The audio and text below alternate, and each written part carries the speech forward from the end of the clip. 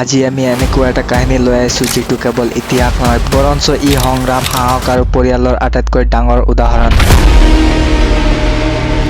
যি চাহ বাগিচাৰ ধূলিময় পথৰ পৰা উঠি আহি অসমৰ সমগ্ৰ চাহ জনগোষ্ঠীৰ ভাগ্য সলনি কৰিলে কোনে কৈ অধিকাৰৰ বাবে কোৱা নহয় সেইবোৰ কাঢ়ি লৈ যোৱা হয় আৰু সন্মান উপাৰ্জন কৰা হয় এইটোৱেই কাহিনী সন্তোষ কুমাৰ তপনৰ আৰু আচ্ছা চাহ বাগিচাত বাস কৰা প্ৰতিজন ছাত্ৰ ছাত্ৰীক অনুমতি দিয়া এটা আন্দোলন আৰম্ভ কৰিলে আপোনাৰ সপোনৰ বাবে যুঁজিবলৈ শিকোৱা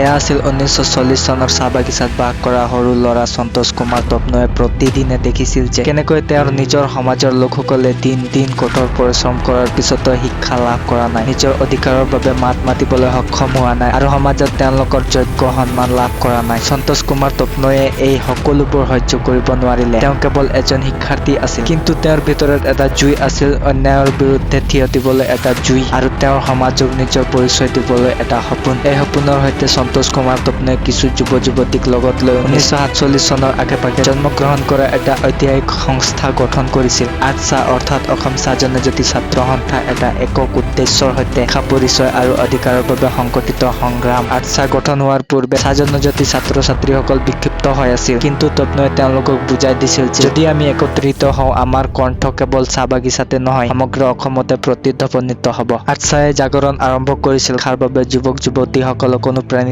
কৰিছিল দৰিদ্ৰ শিক্ষাৰ্থীসকলৰ বাবে সহায়ক কাৰ্যসূচী সৃষ্টি কৰিছিল আৰু আটাইতকৈ গুৰুত্বপূৰ্ণ কথাটো হ'ল চাহ জনজাতিসকলক কৈছিল যে তেওঁলোক কিমান গুৰুত্বপূৰ্ণ আৰু তেওঁলোকৰ অধিকাৰ উপহাৰ নহয় কিন্তু এয়া তেওঁলোকৰ জন্মগত অধিকাৰ লাহে লাহে আন্দোলনটোৱে গতি লাভ কৰিবলৈ আৰম্ভ কৰিছিল আচ্ছাই প্ৰথমবাৰৰ বাবে চাহ জনজাতিসকলক উপলব্ধি কৰাইছিল যে তেওঁলোক কেৱল কঠোৰ শ্ৰমিক নহয় কিন্তু তেওঁলোকৰ ইতিহাস তেওঁলোকৰ সংস্কৃতি আৰু গৌৰৱৰ সৈতে থিয় দিয়া সম্প্ৰদায় সন্তোষ কুমাৰ তপনৰ আটাইতকৈ ডাঙৰ বিজয় এইটো নহয় যে তেওঁ এটা সংগঠন গঠন কৰিছিল কিন্তু তেওঁ যুৱক-যুৱতীসকলৰ ভিতৰত আত্মসন্মানৰ শিক্ষা চলাইছিল যেতিয়া আপুনি অধ্যয়ন কৰিব আপুনি বিশ্বক দেখুৱাব যে চাহ জনজাতি কেৱল বাগিচাৰ শ্ৰমিক নহয় বৰঞ্চ অসমৰ ভৱিষ্যতৰ নিৰ্মাতা এই চিন্তাধাৰাই আগবাঢ়ি গৈছিল আচ্ছাই অসমৰ অন্যতম শক্তিশালী ছাত্ৰ সংগঠন হিচাপে পৰিগণিত হৈছিল তেওঁ শিক্ষা স্বাস্থ্য পৰিচয় আৰু এছটি স্থিতিকে ধৰি প্ৰতিটো বিষয়ত নিজৰ কণ্ঠস্বৰ উত্থাপন কৰিছিল আৰু ৰাজনৈতিক সামাজিক আৰু অৰ্থনৈতিক যুদ্ধত চাহ জনজাতিসকলক শক্তিশালী কৰিছিল আজি যেতিয়া চাহ জনজাতিসকলে তেওঁলোকৰ অধিকাৰ আৰু সন্মানৰ বাবে পূৰ্বতকৈ অধিক সংগঠিত আৰু সচেতন হৈছে এই আন্দোলনৰ মূল্যবোৰ সন্তোষ কুমাৰ তপনৰ দৰে যুৱ সপোন দেখাসকলে কৈছিল সময় সলনি হ'ব